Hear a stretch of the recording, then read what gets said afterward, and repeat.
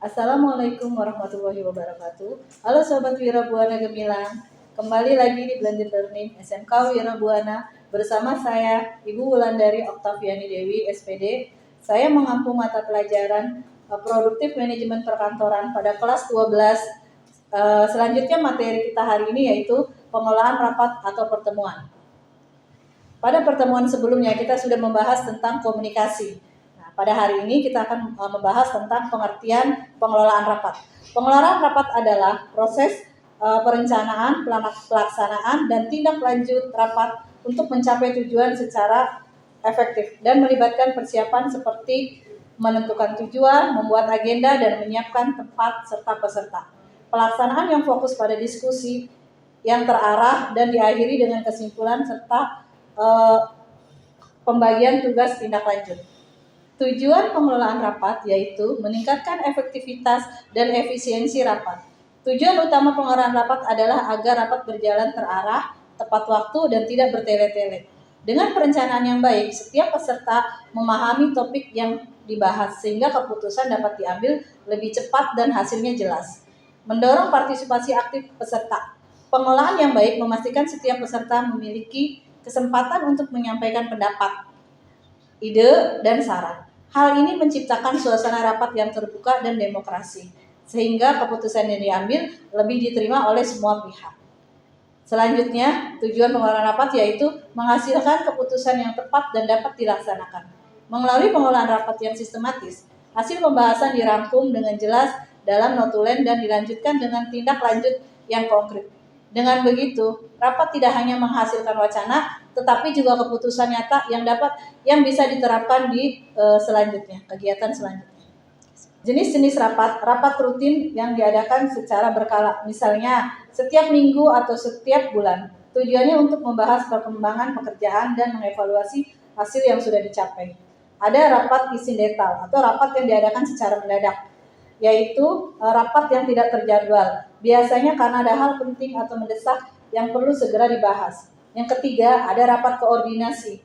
Rapat yang bertujuan untuk menyelaraskan kegiatan antar bagian atau divisi agar tidak terjadi kesalahpahaman dan pekerjaan bisa terselesaikan. Adanya rapat evaluasi.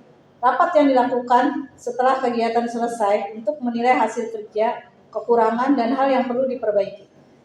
Kelima, ada rapat perencanaan. Rapat perencanaan, rapat yang bertujuan untuk merencanakan program atau kegiatan yang akan datang.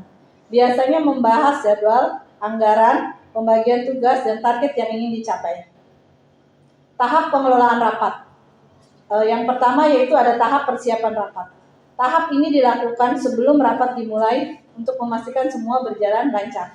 Yaitu kegiatan dilakukan pada tahap ini adalah menentukan tujuan dan agenda rapat, menentukan peserta, waktu dan tempat, menyiapkan perlengkapan dan bahan rapat seperti notulen, daftar hadir, proyektor, dan konsumsi. Yang kedua adalah tahap pelaksanaan rapat. Pada tahap ini merupakan inti dari kegiatan rapat. Kegiatan yang dilakukan pada tahap ini adalah rapat dibuka oleh pimpinan rapat, menyampaikan agenda dan aturan rapat. Setiap peserta rapat menyampaikan pendapat dan masukan. Pimpinan rapat mengatur jalannya diskusi agar tetap fokus pada topik sehingga tidak keluar dari topik yang dibahas di dalam rapat. Adanya notulis atau notulen untuk mencatat semua pembahasan rapat. Yang ketiga yaitu tahap persiapan rapat. Tahap ini dilakukan setelah rapat selesai untuk memastikan keputusan benar-benar dijalankan. Kegiatan yang dilakukan pada tahap ini yaitu menyusun dan membagikan notulen hasil rapat kepada peserta rapat, melaksanakan keputusan yang telah disepakati, melakukan evaluasi atas hasil pelaksanaan rapat sebelumnya. Peran dan tanggung jawab dalam pengelolaan rapat. Peran dan tanggung jawab dalam pengelolaan rapat adalah tugas setiap pihak agar rapat berjalan efektif. Pimpinan memimpin jalannya rapat, sekretaris mencatat hasil pembahasan, dan peserta berpartisipasi aktif serta melaksanakan keputusan yang disepakati. Yang pertama ada pimpinan rapat. Orang yang memimpin jalannya rapat serta bertanggung jawab atas kelancaran seluruh proses rapat, mulai dari pembukaan hingga penutupan rapat. Adanya sekretaris atau notulis. Sekretaris atau notulis berperan sebagai pencatat jalannya rapat. Ia memiliki tanggung jawab besar dalam mengelola dokumen hasil rapat agar informasi yang dibahas tidak hilang, dan dapat dijadikan acuan di kemudian hari. Peserta rapat. Peserta rapat adalah semua orang yang dilibatkan dalam kegiatan rapat untuk memberikan pendapat, masukan, atau persetujuan terhadap topik yang dibahas. Peran peserta sangat penting karena keberhasilan rapat tergantung pada partisipasi aktif atau kerjasama antar anggota. Etika dalam rapat. Etika dalam rapat adalah aturan dan tata krama yang harus dipatuhi oleh semua peserta agar rapat berjalan tertib, sopan, dan efektif.